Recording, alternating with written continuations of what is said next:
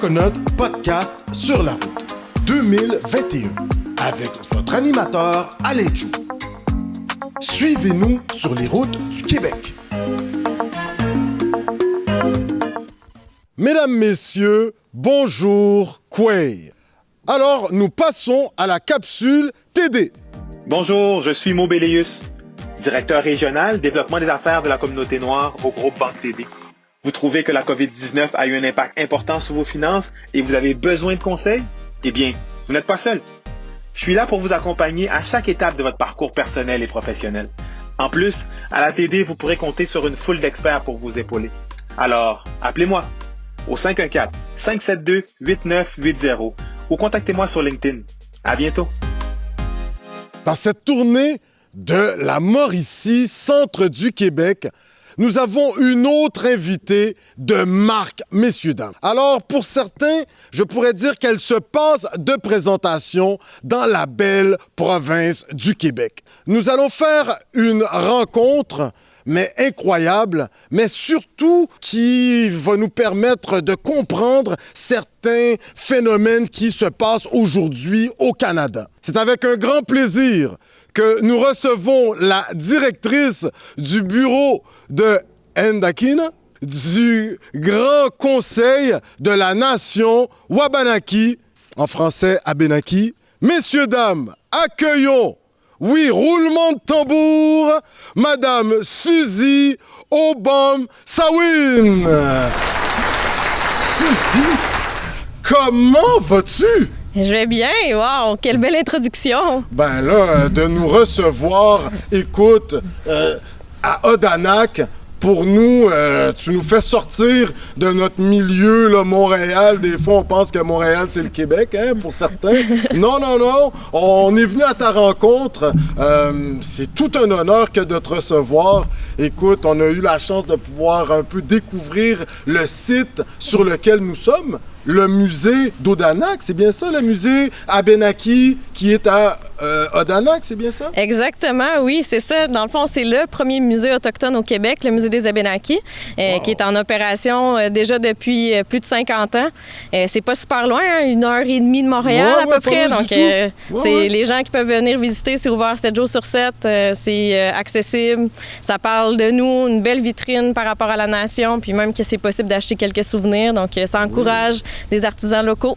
Superbe! Consommons local. Écoute, Suzy, je pose la question à tous mes invités. On vient de vivre une crise sanitaire, on est en plein dedans. On a connu des soubresauts au niveau social. Comment as-tu vécu cette période sur le plan personnel, mais également professionnel? On t'écoute. Professionnel, ça a changé énormément mon quotidien parce que normalement, moi, je fais à peu près un 25-30 000 km de route par année. Donc là, j'ai fait la grande majorité de mon temps de travail derrière mon écran, dans mon bureau chez moi.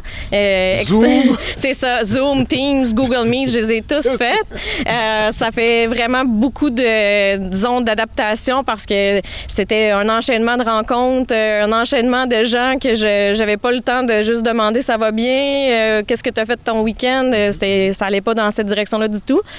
Au niveau personnel, c'est sûr que ça a été partiellement difficile parce qu'on est habitué de faire des activités communautaires, de se côtoyer régulièrement, de manger ensemble, de célébrer ensemble. Comme un peu tout le monde, on était repliés sur son noyau familial très restreint. Heureusement que j'ai ma famille qui habite à proximité. Je pouvais les voir un peu à l'extérieur, quand même prendre de leurs nouvelles, puis pouvoir les côtoyer à distance. Mais c'est sûr que ça rend... Disons qu'ici, on avait vraiment hâte de pouvoir reprendre les activités puis de pouvoir juste se rassembler. On a eu des rencontres qu'on a eu le droit de savoir en personne. Puis on était comme, oh mon Dieu, ça fait longtemps que je t'ai pas vu. Tu sais, c'était quand même assez étonnant, là. On sait que derrière toute grande dame telle que Suzy, il y a une tendre moitié. On sait que tu as des tout-petits. Quel a été le support de monsieur, ton mari, ton copain, dans toutes tes aventures. On sait que bon, tu étais sur Zoom, mais quand même, on sait qu'il a apporté un coup de pouce. Comment ça s'est orchestré? C'est un véritable travail d'équipe, en fait. Là. Clairement que ça aurait été improbable pour moi de pouvoir être autant disponible puis pouvoir continuer à faire mon travail tel que je l'ai fait par le passé sans sa présence. On s'entend, les 3 premiers mois de la pandémie, mon fils était avec nous à temps plein. Nous étions tous les deux en télétravail à faire chacun des rencontres. Lui aussi a son équipe, j'ai mon équipe. Donc, c'était quand même passablement exigeant là, d'occuper un petit garçon de 4 ans qui, lui, trouvait ça très long de nous écouter parler à plein de gens. Okay. Donc, c'était quand même assez... en fait, je pense qu'il a appris que ça demande beaucoup d'efforts travailler, mine de rien. Mais c'est sûr qu'on s'est relayé, que avoir eu à faire ça seul, ça aurait été extrêmement difficile. Ouais. Superbe.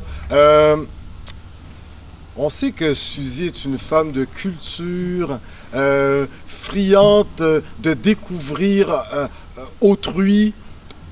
Sabemos que conoces español poquitito. ¿Puedes hablar con nosotros? Claro que puedo hablar un poco y tengo que hablar en español porque la familia de mi marido vive en El Salvador, entonces... Salvador, San Salvador, El Salvador, Santa Bárbara, capital. Sí, y también quiero que mi niño pueda hablar en español. También, francés, inglés, abenaki también. Wow. Un poquito. Ben là, on a une famille de polyglottes chez les Obamsawin. Bon, excellent. Superbe. Pendant qu'on y est, on va apprendre à te connaître très rapidement, Suzy. Tu as vécu cette crise sanitaire, les soubresauts au niveau social. Bon, la famille était très présente, mais toi, tu es né à Odanak. Absolument. Oui, je suis née ici. J'ai grandi une bonne partie de ma vie ici. Après ça, j'ai été faire mes études collégiales à Trois-Rivières, puis mes études universitaires à Québec. À l'Université Laval? Exactement, à l'Université Laval. Une maîtrise en affaires, en développement des affaires. C'est bien ça? Absolument, oui. J'ai un MBA, donc Ouf, ouais. En fait, c'était surtout pour moi un accomplissement, peu importe la maîtrise que j'allais faire, parce que dans ma famille, dans le fond, mes parents ont tous les deux pas d'éducation. Du moins, il n'y avait pas d'éducation. Ma mère est retournée aux études, mais somme toute, j'ai d'une famille qui n'est pas allée ni au collégial ni à l'université. Donc, pour moi, c'était toujours un objectif de me rendre jusqu'à la maîtrise, peu importe en quoi. C'est comme, je veux atteindre cet objectif-là. Puis c'était important de... Dans la Six-Princes. Oui, c'est ça. En fait, j'ai commencé en économie et politique, donc j'étais dans le Deconinck, dans un univers complètement différent que le Palais Café Prince. chez Paul, Entrepose Café. Exactement. Puis après ça, je voulais aussi montrer être un exemple pour mon petit frère. J'ai un petit frère qui, lui aussi, est allé étudier à l'université, qui a aussi une maîtrise. Donc, de dire comme quoi qu'il n'y a pas de limite à ce qu'on peut faire dans la vie. C'est pas parce que je suis abénaquise ou que je suis autochtone, dans le fond, que ça fait en sorte que je peux pas avoir un standard de vie ou un idéal de vie qui est, dans le fond, me limiter en tant que tel. Donc, pour moi, c'était super important de montrer que c'était possible. Puis bon, j'ai décidé de faire un MBA un peu à mon grand étonnement. Là. Je pensais plus aller en fait, j'avais commencé en administration publique, puis je me suis tournée vers le MBA. J'ai vraiment aimé ça. J'ai eu l'occasion... Le diplôme des diplômes, là, tu sais, veut dire. Pas le moindre, quand même. Quelle a été la réaction de ta famille, de ta communauté? Je me rappelle, moi, je viens de Saint-François-Laval. Saint-François, pas trop loin. Et le fait que j'ai fait également l'Université Laval, et c'était toute une fierté. Je me rappelle les Claudie Monpoint, Monsieur Placide, Madame Carmen Lamotte. Ils étaient super contents de voir un petit jeune de leur communauté qui ont aidé à devenir qui il est. Puis c'était toute une fierté. Est-ce qu'il y a eu ce même élément-là un peu dans les gens de ta communauté, à savoir, vas-y ma fille, t'es capable, on est derrière toi, let's go, lâche pas. J'aimerais t'entendre là-dessus. Et surtout la réaction de tes parents lorsque tu vas décrocher ton MBA, là, on t'écoute. Oui, bien en fait, oui, ici, il y a quand même beaucoup de gens qui ont des études universitaires au sein de la communauté, donc c'est clair qu'il y a une ouverture à l'éducation, puis il y a un intérêt à ce que les jeunes aillent se former.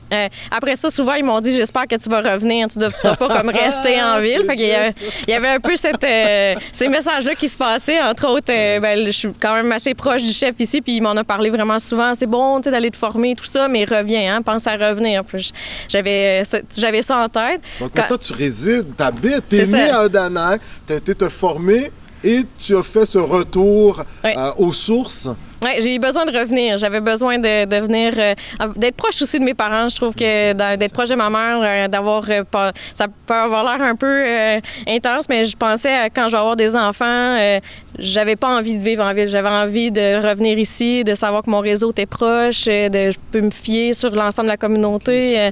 Mon fils, il se promène dans la rue, bien, c'est sûr que j'ai un appel à me dire, là, ton fils il est sorti, là, puis ils vont le surveiller, ils vont lui dire s'il fait quelque chose de pas correct, bien, il y a tout le temps quelqu'un qui va intervenir. Là. Fait que je suis comme pas seule là-dedans. Puis, tout un village pour élever un enfant, ben, ça s'applique à Odanak, entre autres. Exact. Nice. Les gens, ils passent à côté de nous. Puis, allô, Atlan, comment ça va? Puis, moi, c'est ce que j'avais besoin, en fait, de lui offrir comme environnement. Puis, c'est ce que j'ai ici, puis que je suis vraiment reconnaissante, en fait, de pouvoir habiter dans ma communauté. Par rapport aux études, pour mes parents, c'était vraiment intangible quand même, les études universitaires. Ma mère est vraiment fière de moi puis de tout ce que j'ai accompli, puis au même titre que mon frère, ce qu'il a accompli, mais pour elle, longtemps, elle s'est promenée avec un papier dans ses poches pour dire ma fille, elle étudie en tel domaine, parce que c'était comme tellement loin de sa propre réalité qu'elle avait besoin d'un petit support, disons, là, pour se rappeler, surtout au niveau du bac, là, économie politique, ça fait quoi dans la vie? Quelqu'un qui étudie là-dedans, elle n'aurait pas été en mesure de le dire. Puis quand j'ai eu ma maîtrise, en fait, on s'est rappelé à quel point pour elle, ça a été davantage un choc que pour moi quand on est allé visiter le campus universitaire. Là.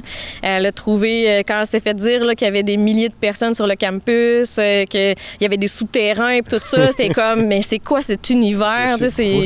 On envoie mon enfant. C'est ça, elle était comme, mais c'est quoi ça? Puis, bref, pour elle, ça a été toute une expérience aussi là, de savoir ce que ça allait faire comme changement dans ma vie, ce que ça allait avoir comme... en fait, que les opportunités que ça allait générer, tout ça, c'est sûr qu'elle est restée un petit peu, disons, prudente, prudente dans tout ça. Puis quand j'allais chercher mon diplôme de maîtrise, puis c'était terminé, je le voyais là à quel point elle était fière. T'sais, ma fille, elle a réussi, elle s'est rendue jusque-là. Mais mon fan numéro 1, ça a toujours été mon grand-père. Lui, il faisait passer des annonces dans le journal pour dire que j'avais gradué, puis des trucs comme ça. Fait que, c'est comme... il était extrêmement fier. En fait, tout ce que ses petits-enfants ont fait, il était extrêmement fier. Puis il le démontrait, il le disait. Puis c'était quand même quelque chose de vraiment... c'est quelque chose, en fait, encore une fois, je me sens privilégiée d'avoir eu accès à tout ce réseau-là qui a pu faire en sorte que je sois la personne que je suis aujourd'hui. Le rôle de tes grands-parents, tu nous parles de grand-papa. Nous sommes au musée des Abénakis à Odanak. Ta grand-mère, je pense bien, un membre de ta famille du côté maternel, ta mère, ma tante, là, a déjà été très impliquée au musée même. Ta famille a longtemps été impliquée dans la communauté. Mm-hmm. Est-ce que tu te sentais est-ce que tu ressentais une certaine pression que, bon, j'ai pas le choix, il va falloir que je m'implique comme grand-maman, comme maman, comme ma tante. J'aimerais t'entendre là-dessus. Pas tant une pression, parce qu'en fait, je pense que les gens l'avaient en tête sans nécessairement le manifester, mais en même temps, ce sont des modèles, ce sont des référents, puis t'as envie de pouvoir continuer dans la voie dans laquelle ils s'engagent pour que justement les réalisations qu'ils n'ont pas été en mesure de faire dans leur existence, qu'on puisse les poursuivre, puis qu'on puisse comme continuer à faire en sorte de se faire entendre, de se faire voir, de se faire respecter, puis aussi de garder vivant qui nous sommes. responsable là, en tant que nation. Puis c'est important que les jeunes générations prennent le relais, en fait, là, parce que les aînés n'ont pas fait ça pour rien. Là. Ils ont fait ça parce qu'ils étaient fiers de qui ils étaient, puis ils croyaient. Puis c'est, entre autres, le musée des Abénaquis. C'est, entre autres, mon arrière-grand-père qui était dans la fondation même du musée. Après ça, une des cousines à ma mère qui a été la directrice. Mais à la base de tout ça, mon grand-père puis plusieurs autres membres de la communauté ont été dans l'école de jour ici, là, ont vécu un processus d'acculturation qui a été quand même majeur. Oui, c'est ça, comme ce qu'on appelle les Indian Day School. Bien, ici, c'était notre Indian Day School à Odanak. Ils n'ont pas eu l'opportunité de pouvoir avoir un renforcement identitaire, n'ont pas eu l'opportunité d'apprendre leur langue, de pouvoir être confortables, en fait, dans leur identité parce qu'on leur a répété constamment que, dans le fond... Oui, c'est ça, en fait, que la seule option qu'il y avait, grosso modo, c'était d'être des bons catholiques. Donc, c'est sûr que ça fait en sorte que la langue, entre autres, s'est perdue rapidement. La génération de mes grands-parents ont été celles où il y a eu un arrêt de transmission de la langue. Puis, en une génération, la langue nous a filé entre les doigts. Puis, c'est quand même difficile de raviver cette langue-là, d'après ça, puis de se réapproprier. C'est pas qu'on fait pas d'efforts, mais ça demande des énergies assez intenses. Puis aussi de déconstruire l'idée que l'identité abénaquise, elle vaut quelque chose. Là, parce qu'après que tu t'es fait répéter des tonnes et des tonnes de fois que, dans le fond, être abénaquis, c'est mal, c'est sûr que faut que tu t'enlèves un peu ça dans la communauté. Dans le fond, il faut qu'on guérisse de ça pour pouvoir s'en libérer. Puis c'est un peu ce que nous, les jeunes, puis là, je m'inclus dans les jeunes, mais les plus jeunes encore, ce trauma-là, on veut pas l'emporter avec nous. On le veut plus. Là. On veut s'en détacher complètement, puis de s'en libérer, finalement. Oui, vraiment. Wow, toute une rencontre. Suzy, parce que ce que tu es en train de nous parler, lorsque tu vas quitter la communauté, ne serait-ce que pour faire ton cégep à Trois-Rivières, et... par la suite, l'université à Québec. Est-ce que tu vas ressentir une certaine opposition? Quand on te voit, nécessairement, on ne peut pas nécessairement savoir que tu viens d'une communauté ou d'une autre. Mais lorsque toi, tu vas l'affirmer, est-ce que tu voyais peut-être un étonnement? Est-ce que tu as eu à vivre ces quelques difficultés à l'école, au niveau du cégep université? Au niveau de mon cercle rapproché, non. En fait, les gens m'ont pris tel que je suis, puis c'était vraiment pas problématique. Mais c'est sûr que j'ai eu affaire à beaucoup de commentaires, des fois très déplacés, très désinformés. Puis ça revient tout le temps, les mêmes commentaires. Vous autres, vous êtes payés pour aller à l'école, vous payez pas de taxes, vous êtes payés ici, vous avez tout gratuit, c'est facile votre vie. Puis comme, on peut changer de vie si tu veux. Là, à chaque fois, je me disais, prends ma place. Hein, je veux dire, il n'y a pas de problème. Moi, je suis capable de cheminer. Si ça t'incommode, moi, ma vie, je la continue pareil. Là, mais c'est sûr qu'il y a certaines résistances. Surtout, ce que j'ai rencontré, en fait, c'est que les gens ne connaissaient pas. C'est surtout ça. Pourtant, rendu à l'université, tu dis, les gens sont rendus à l'université, là, ils ont quand même cumulé plusieurs années d'enseignement, ils devraient être en mesure de nommer... On a eu des cours d'histoire, mais là, il y a on va en parler dans quelques instants, il y a quand même tout un mouvement qui dit, on peut-tu parler de la vraie histoire, là, s'il vous plaît, de quoi d'édulcoré, là, à un moment donné... Bien, absolument. Puis en fait, ça part de la base même. Là, combien il y a de gens qui connaissent qu'il y a 11 nations autochtones au Québec qui sont capables de nommer les 11? Tellement peu. Là, puis là, c'est des fois, je me disais, comment je peux vraiment m'aligner dans une discussion plus en profondeur de certaines problématiques si tu n'as aucune idée, il y a combien de nations autochtones au Québec? Faut partir de là. Puis ça, c'est quelque chose que je partage avec plusieurs autres personnes, en fait, issues des milieux autochtones. À un moment donné, il faut qu'on passe à un niveau supérieur. Là, nous, on ne va pas être constamment là en train d'éduquer la population. Il faut qu'il y ait quand même une base établie puis qu'on puisse commencer à discuter d'autres choses que les propos plus généraux là, sur mon peuple était semi-nomade. Puis là, après ça, je veux dire, à un moment donné, il faut sortir de ça. Puis aussi... constamment parler du passé, ça nous permet pas d'être qui nous sommes aujourd'hui. Moi, je suis une Abénaquise de 2021. Là. Je veux aussi, je suis tout à fait consciente de mon héritage. Il est important, il fait partie de moi. Je veux en parler du passé, je veux pouvoir partager mes visions du passé aussi. Par contre, j'ai aussi un regard vers l'avenir. Puis j'ai un regard surtout tourné vers les enfants, vers mon fils notamment. C'est lui qui va prendre la relève. Je peux pas lui laisser l'état, genre, de les relations comme c'était. Oui, voilà. C'est important que lui puisse avoir des rêves, des aspirations, qu'il puisse être juste un enfant. Là. Pas besoin, genre, d'être un enfant à Benaki. Juste un enfant. Enfant. Et on sent dans toute cette quête d'égalité, d'équité, de justice, il y a tout de même ce souci auprès de Suzy Obamsawin de préserver la culture. Même d'aller, s'il faut même s'inscrire à certains cours pour parfaire la connaissance qu'on a de la langue abénaki. On voit lorsqu'on se promène, le nom des rues est en abénaki. Il faut déjà le lire. On peut le lire avec la prononciation francophone, mais c'est pas ça. On voit sur les signes d'arrêt, n'est-ce pas? Il y a arrêt, on voit stop, mais on voit également, si on le lit en français francophone, on va dire Shana, mais en te parlant un peu préalablement, c'est bien Tsana. Donc, tu apprends, mais tu t'es inscrit également, tu suis certains cours pour parfaire ton abénaki. Un cégep qui est peu connu, nous, en faisant les recherches, Madame Prudence Annie, je pense bien, oui. Le cégep Kiyuna. Oui. Peux-tu nous en parler et surtout l'importance de préserver cette culture et de t'assurer de transmettre à tes enfants? On aimerait t'entendre là-dessus, c'est intéressant ça. Kiyuna existe déjà depuis plus de 10 ans, en fait. Là, ça fait déjà un moment que ça existe.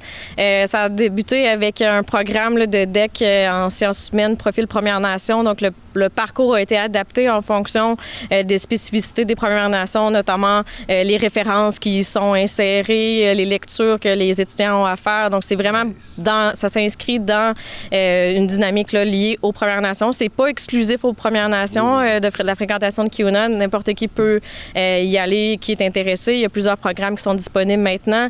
L'idée, c'était vraiment de former les prochains leaders. On l'a vu dans les années 70, le Collège Manitou a existé. C'est entre autres des gens comme Justin Picard, Lise Bastien, qui ont dans le chef aujourd'hui. Oui, exactement. C'est des leaders d'aujourd'hui qui ont gradué de cette institution-là. Puis Kiyuna, c'est sûr qu'il y avait cette mire-là de pouvoir former les prochains leaders.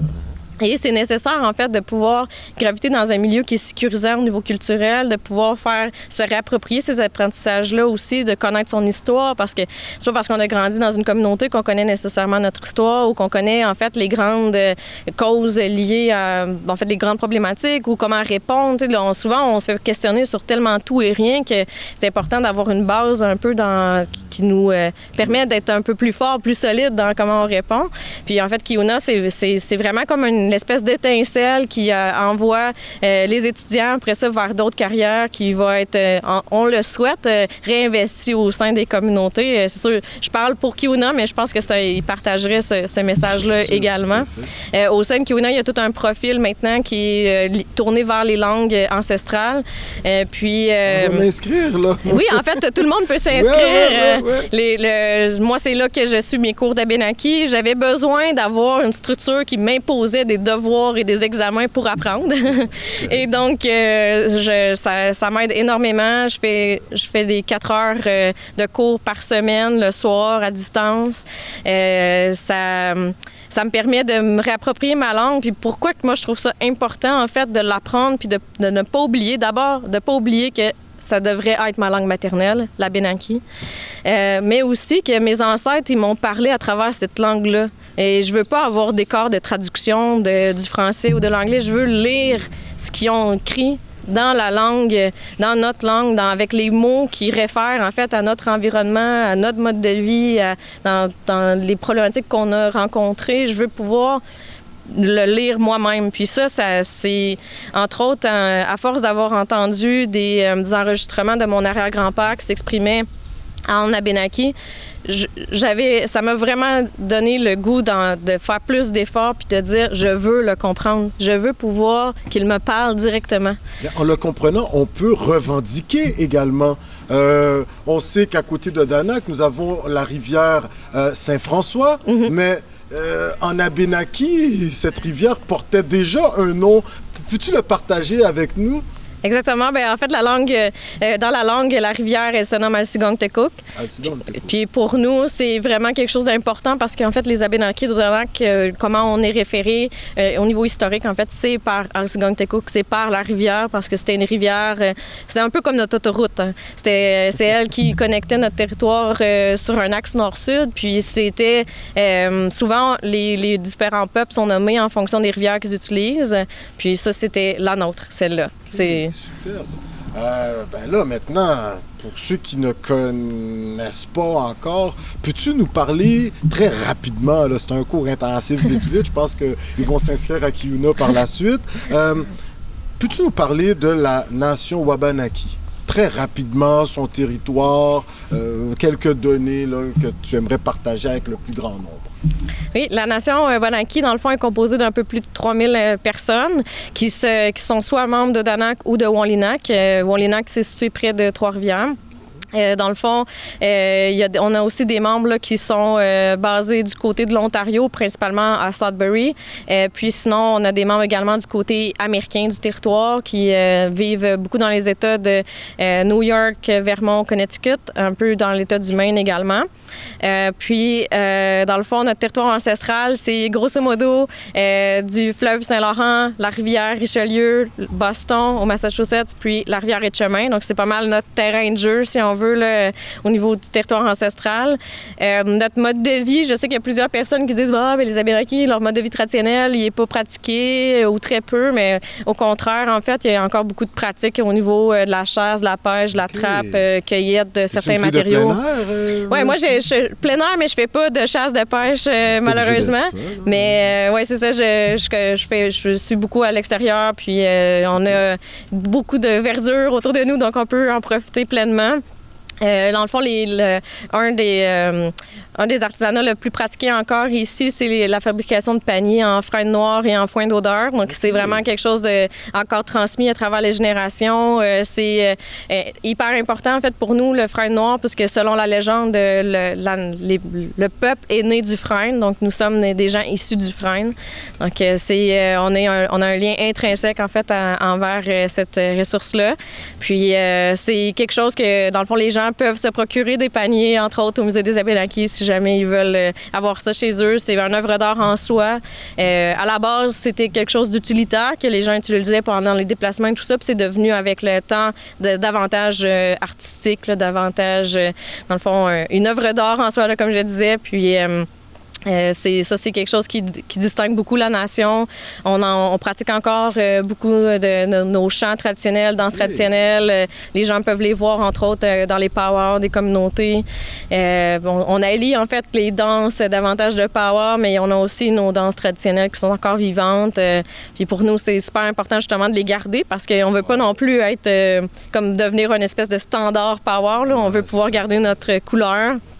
Puis bon, on a encore certains mets traditionnels, entre autres la sagamité, c'est quelque chose qui est une soupe qui, pour nous, fait partie intégrante là, de qui nous sommes. Je veux dire, tout le monde ici connaît la sagamité, comme personne qui ferait comme c'est quoi de la sagamité. À Danak, mais là, moi, je me suis promené beaucoup au centre du Québec. Le monde, ça c'est quoi la sagamité?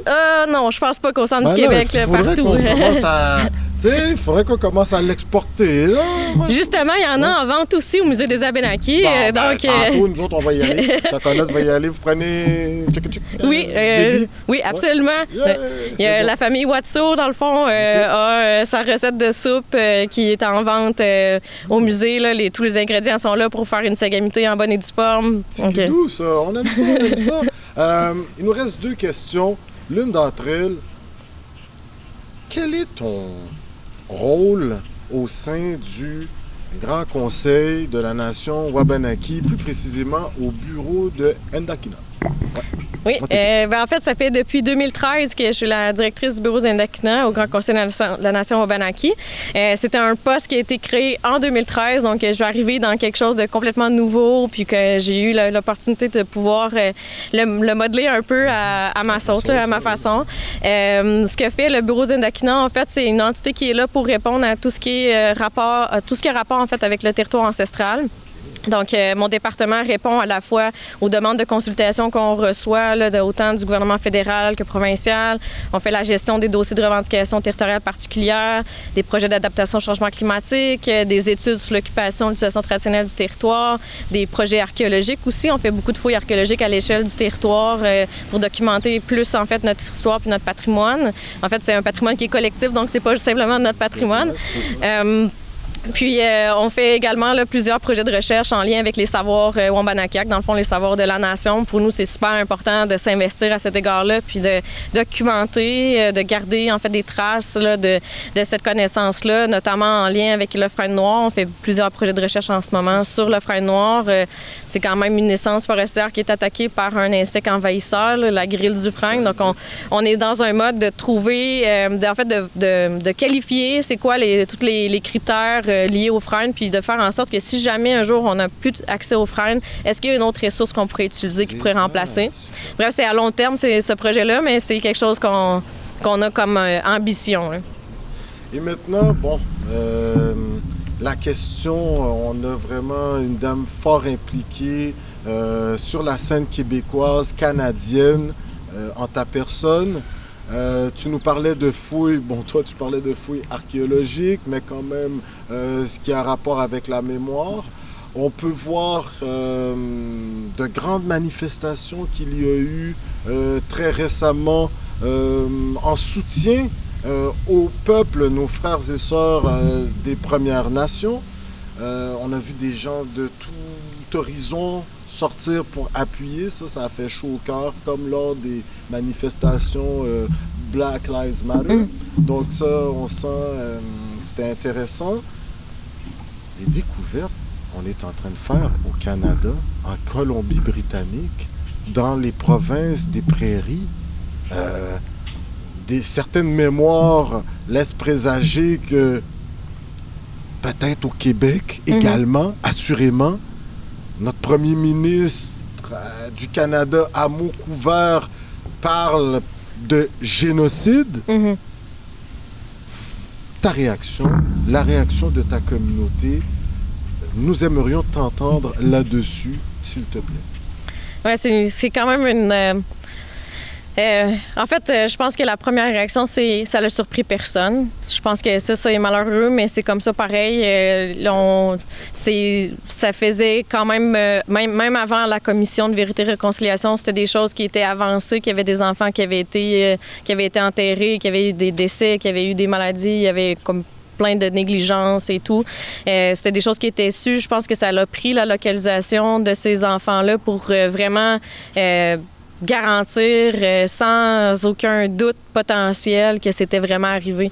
Malheureusement, jusqu'à ce moment-là, j'ai l'impression que les gens y croyaient pas encore. Même si ça a été dit dans les audiences, c'est comme si... Faut que je le vois pour le croire. C'est ça. Pourtant, les gens ont décrit, ont été très transparents dans qu'est-ce qu'ils ont connu comme sévices, qu'est-ce qu'ils ont constaté, puis encore là, il y avait un doute qui planait. Mais là, on peut plus nier, là, on peut pas nier que ça n'a pas existé. Là, puis c'est pas terminé. Il va en avoir encore plein d'autres localisations, ça c'est sûr. Plein de choses qu'on ne saura toujours pas démontrer. Il y a quand même plusieurs personnes qui disent qu'il y aurait lieu de fouiller aussi certaines rivières, certains lacs et tout. Fait que c'est quand même assez atroce tout ce qui s'est passé. Puis moi, je suis une des personnes qui dit faut arrêter de marcher sur des œufs, il faut arrêter de tourner en rond puis de trouver des mots qui vont comme adoucir tout ça. C'est un génocide, on se l'admet, puis on chemine ensemble. Il n'y a personne aujourd'hui qui est responsable de ce qui est arrivé. Mais si on continue à taire cette vérité-là, on est responsable de ça, par exemple. Il faut laisser à nos prochaines générations le fait qu'ensemble, on a brisé ce cycle-là, puis on s'est admis à tous et chacun que c'était un génocide, puis qu'on avance, là, comment comment on avance ensemble? Mais il faut se connaître, il faut se côtoyer, il faut pouvoir apprendre de l'un à l'autre. Parce que parler. Exactement, se parler. On va vivre ensemble, peu importe, là. Puis pourquoi vivre ensemble en s'ignorant? Là?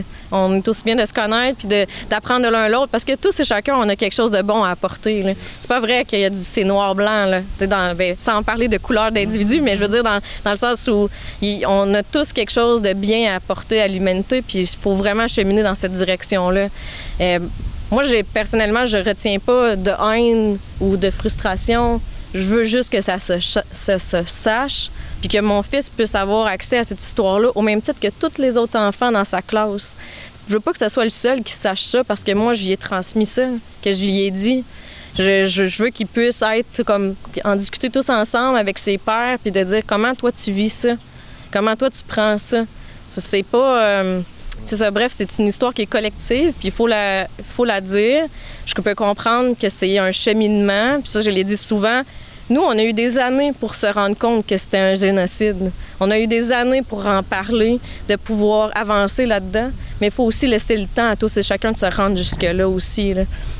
Fait que c'est pas évident, là, de constater que son pays n'a pas fait les choses comme il pensait, de faire comment. Mais j'avais jamais vu ça du Canada. Je pensais que je vivais dans un pays parfait. C'est tout le temps un peu difficile, en fait, de se rendre compte de ça. Mais en même temps, quand que je pense, entre autres, à la famille de mon conjoint qui ont fui la guerre civile dans leur pays, qui sont venus s'établir ici, qui ont grandi, qui ont prospéré, qui ont rêvé à partir du Canada d'une vie meilleure, je peux pas non plus juste mettre de côté le Canada, là. Fait qu'il faut quand même que je sois en mesure de respecter que pour certaines personnes, le Canada leur a apporté vraiment du bien. Puis ça, je garde toujours à l'esprit, c'est toujours ce qu'on m'a dit ici. Il y a toujours quelque chose de bien, puis il faut que tu t'en rappelles de ça, parce qu'autrement, tu perds un peu tes repères, puis tu deviens émotif. Puis bref, c'est un peu ce que je laisse. Je reste bouche bée. Moi, je peux te dire, habituellement, je sais pas, ce que je dis, ça arrive, là. Moi, je te vois comme ambassadrice du Canada à l'ONU. Je te vois en lice pour, je sais pas, prix Nobel. Il y a quelque chose de... Tu es une ambassadrice de la paix. Ta réponse, mais elle est dosée. Tu démontres aucune... Tu sais, que tu n'as pas de haine en toi, là. Tu sais, tu veux établir ce dialogue. Moi, franchement, le Québec, ceux qui te connaissaient déjà, ils savent. Mais ceux qui viennent de te découvrir, moi, je te veux sur les tables de négociation. Je sais que par moment, vu tes fonctions, je sais que tu as déjà rencontré certains premiers ministres, puis quand tu leur parles, tu restes très poli, mais tu passes ton point, entre autres M. Couillard, je pense. C'est pas toujours facile. Est-ce que tu entrevois une carrière en politique? Parce que là, moi, je te vois comme députée, ministre, ambassadrice. Est-ce qu'on te l'a déjà dit? Est-ce qu'on t'approche, là? Actuellement, il y a tout plein d'élections qui s'en viennent, municipales, provinciales, fédérales, provinciales en 2022. Est-ce qu'une carrière en politique pour Suzy Aubin-Sawin, ce serait quelque chose qui est en train de se préparer, là? Ce serait quelque chose qu'on verrait? C'est une bonne question. Bien honnêtement, moi, en ce moment, je veux surtout faire avancer ma nation. Il y a tellement de choses encore à faire, à arrimer, puis à faire en sorte qu'on puisse comme avoir, générer des opportunités encore plus intéressantes, du mariage encore plus intéressant. On dirait que je me propulse pas tant vers ces genres de directions-là. C'est pas que je ne veux pas ou quoi que ce soit, mais j'ai vraiment beaucoup de... T'as encore du pain sur la planche. Là, oui, c'est ça. En fait, il y a tellement de choses que j'ai pas encore eu le temps d'achever ici que je me dis, je sais pas en fait si je vais avoir grande assez de nuit. Un remplacement, là, ce serait toi qui serais à la tête. Moi, je te verrais. Là. Moi, j'aime ça accompagner les élus, en fait. Okay. J'aimerais ça les accompagner, de pouvoir les guider, de pouvoir de dire, voici le topo, puis on pourrait aller dans telle direction, puis voici, j'ai tracé le chemin, il te reste juste à aller finir le dernier droit. Ça, c'est quelque chose c'est ça que je fais pas mal en ce moment. Là. En tout cas, Nous, on vient de faire toute une découverte à Coconut Podcast. Elle dit, on a reçu des invités, là. Centre du Québec, ça rock au Centre du Québec, spécialement chez les Abénakis. Big up, Odanak, what's up, c'est vraiment, là. Moi, j'invite le Québec à venir et je sais pas, là, tu vas avoir des files d'attente. On veut rencontrer Madame Suzy. Tu sais. On sait que tu as déjà été présidente ici au Musée des Abénakis. Écoute, tu es une femme hyper impliquée. Je pense que le Québec a besoin de toi. Ta communauté, oui, mais même les gens de Laval ont besoin de tes idées. Merci donc, tellement. Allez, on est. Bon, écoute, la francophonie t'écoute. Les 20 dernières secondes sont à toi. Les communautés des Premières Nations à travers le monde t'écoutent. Écoute, tu peux leur dire 2 mots, puis tes remerciements à la fin. Vas-y, c'est à toi. C'est quand même beaucoup de pression. En fait, j'invite les gens à vraiment venir nous voir, à venir célébrer avec nous, à venir passer du temps avec nous. Le musée est ouvert. C'est important. C'est notre vitrine majeure. Le 22 août prochain, il va y avoir un Power Odanak. Donc, c'est une façon de venir aussi apprendre sur la nation, de venir partager un repas avec nous, de pouvoir voir à quel point notre culture est vivante puis qu'on en est fiers. Puis je pense que c'est vraiment ça aussi qui est à retenir parce que malgré tout le côté sombre qui est sur nous en ce moment, les nuages qui teintent beaucoup l'horizon, il y a aussi plein de belles choses. Puis il ne faut pas oublier que le tourisme autochtone en ce moment est en effervescence. Il y a énormément d'endroits où les gens peuvent aller, peuvent apprendre sur les différentes cultures autochtones. Puis c'est important, faites-le. C'est vraiment authentique. C'est fait avec bon cœur. Puis c'est comme ça qu'on va apprendre à se connaître davantage par tous ces points-là aussi positifs qui existent. Écoute, en faisant le tour du Québec, Coconut Podcast s'est rendu à plein d'endroits. Puis on a appris, les Inuits nous disent Chinashkumitin, les Algonquins nous disent Miigwech. Nos frères et sœurs des Premières Nations dans la région de Montréal nous disent Niawen. Eh bien, tu vas me corriger dans ma prononciation, je n'ai pas encore suivi mes cours à Kiuna, mais en Abénaki, pour dire merci, on dit Oleone. Allez, on est. Ah, c'est pas pire! Coconut Podcast l'a eu. Messieurs, dames, toute une entrevue. On te dit un grand merci. Je vais te le dire en créole, puisque tu es un peu connecté avec l'Amérique centrale, l'Amérique du Sud. Merci, en pile. Une grande entrevue. Et merci de nous avoir reçus sur ces terres ancestrales.